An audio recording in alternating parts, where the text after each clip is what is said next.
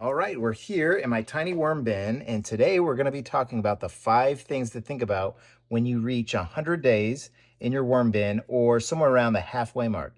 And something you'll notice different than before is I have some bubble wrap on here. And the first half of this bin, we have been having a little bit of moisture issues, so putting plastic on top worked really well, and I just wanted to try the bubble wrap, and I gotta say, I do like it.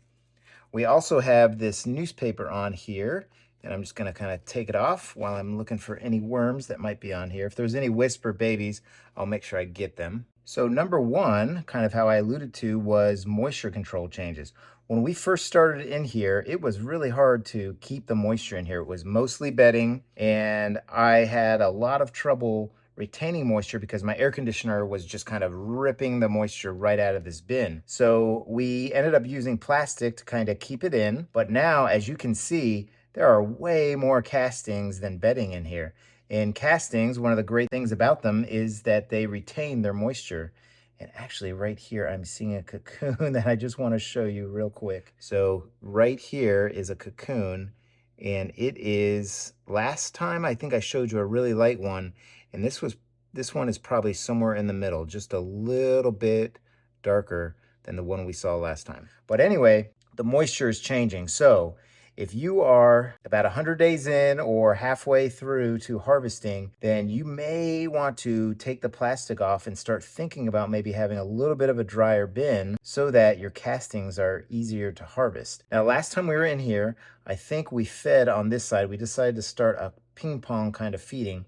And all we did was we put in some lettuce on top of the flowers that were left over. And you can see some of these stems are left over from the flowers that we put in here, some baby's breath. And this looks like a little banana stem. So right under here, I am not seeing any of that lettuce. And it's been 11 days, so I wouldn't expect to see it. And underneath, you can see some bedding. And that's because every time I feed, I add some bedding, which leads me to the second thing to think about. Every time I feed, I add bedding, but as you are getting closer and closer to harvest, you want to think about, when am I going to stop feeding bedding? Because the worms aren't going to be able to eat all this bedding a week before you harvest, right? So maybe you want to stop 3 or 4 weeks before you harvest, stop putting bedding in. You also don't want to put in something like a bunch of leaves that have all kinds of stems in, a month before you're going to harvest, because they're not going to be able to break down those stems. So thinking about bedding and what types of bedding to use is something else that you want to think about when you get to about the 100-day or halfway through your worm bin's life.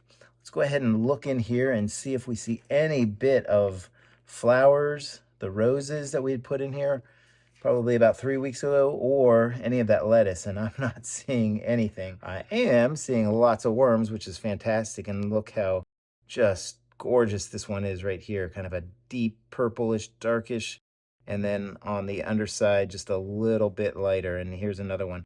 You can see the clitome is bulging right here, so you know this one is no longer a juvenile. It is an adult, ready to reproduce worm right there. All right, I'm also gonna kind of mix around the bin and aerate it and see how it's doing. The moisture level is really good, so I'm pretty happy with this.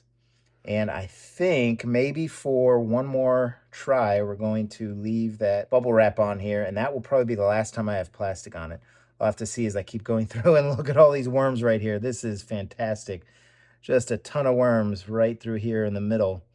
So I probably could have fed a few days earlier to try and ping pong them back and forth, but because they are all over the bin, but things are looking good. I want to try and remember to put this kind of towards the bottom so they can get to it a little bit better. So let's keep digging in here. And then the next thing I want to talk about is food. So what kinds of foods do you want to feed as you're kind of getting towards the second half of your bin's life? So just like with bedding, you don't want to put any kind of bedding that's going to last a long time. Like, now's not the time to start a will worms eat my shirt or my socks. That's probably not when I want to start this. Maybe you'll want to start that kind of experiment towards the beginning. Same thing with food. Now's not the time to try and put in, just like a ton of apples if you're about to harvest in about 3 weeks, or avocados or banana peels. But if you're, probably 2 months out like I am, that's not a problem. But just something to think about as you get closer and closer to harvest. This bin is like Absolutely doing fantastic. I am very happy with how it's functioning and all the worms. Just doing fantastic. The feel of the castings, the moisture, the amount of bedding in here versus food. We are in great shape. I think we're probably going to be maybe 2 more months, maybe 60 more days. So I got a good prompt there from the executive producer. I'm going to be feeding on this side. So I'm going to go ahead and put all this stuff back over here. And then we'll make a hole right here for the feeding. So I'll go ahead and do that. And then we'll continue on to number 4, which is how are you going to harvest your bin? So that's just something you want to think about well in advance of the bin kind of getting to the stage where you're going to harvest. Because if you're going to harvest by maybe setting up a migration zone where all the worms are going to flow from here to there, well, you need to kind of plan that out maybe a month, month and a half in advance, so that the worms have time to get over here before you harvest. But if you're just going to sift, then that's not something that's, really needs to be planned out too much. But certainly if you're going to do a migration, you need to be thinking about that right about this point where you're at the 100 days, just to kind of plan ahead, not necessarily to start it, but to plan ahead. All right, let's go ahead and get some bedding and some food. So as I was going through here, I saw that we had quite a bit of bedding in here still. So I'm just going to add a little bit. And that's just to kind of help moderate things and make sure that the worms are able to get to all the bedding. So what we decided to add for food this time around is some strawberries and some blueberries. And both of them are very rich in nutrients, which means they're going to be good for my garden and for the worms. So go ahead and put that in there. And what I do with my food is I freeze it and then I let it thaw out just a little bit before I put it in here. And that's just so that it breaks down the individual cells within the plant material, helps to break it down so the worms can get to it, and also kills any kind of insects, that kind of thing, that might have laid their eggs on top of it.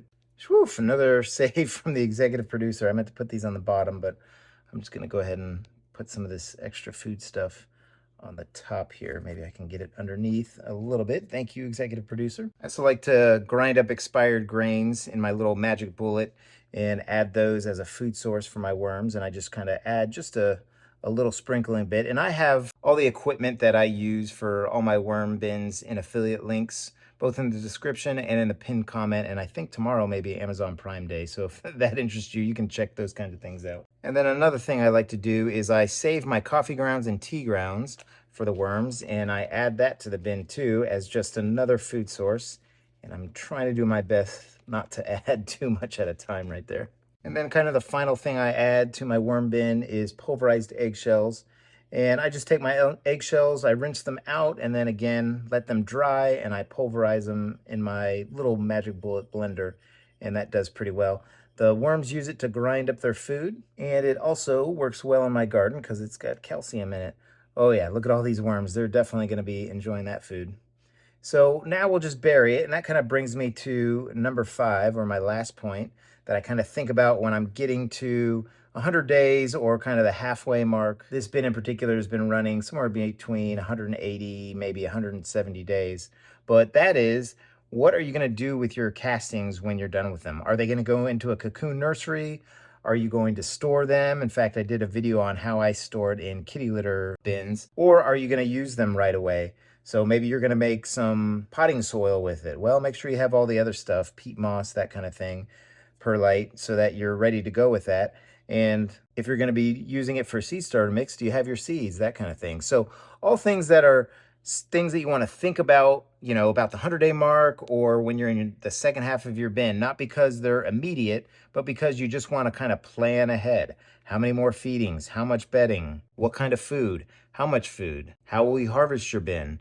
And then what are you going to do with the castings? All things to think about. Now, this bin, again, doing so great for being right at the 96-day mark. And I'm going to go ahead and put a layer of pulverized oats right over here. So I hope these 5 things that I kind of think about have helped you to kind of think about what you're going to be doing with your bins as your bin gets older. And let me know kind of what you are thinking about when you get halfway through your bin. What are kind of some of the things that you need to do, or something that no one told you about that you thought, what, I wish I knew that. Because everybody can find stuff on how to start a bin real easy. But how do you end a bin, especially a bin like this where you're going to harvest the whole thing? that's kind of what I wanted to get to in this video here. So I hope it has been helpful. So with that, we'll add our newspaper back on here. And possibly with those pulverized oats that I put on here, maybe they'll start attacking this newspaper as well. And then on goes our bubble wrap. I've got a couple other bins that I do. I run them very differently than this tiny worm bin that is only about 1.5 gallons high. So go ahead and check those out. So I hope everybody's having a great day. I hope your worm bins are doing well. So happy vermicomposting, everybody. Take care now.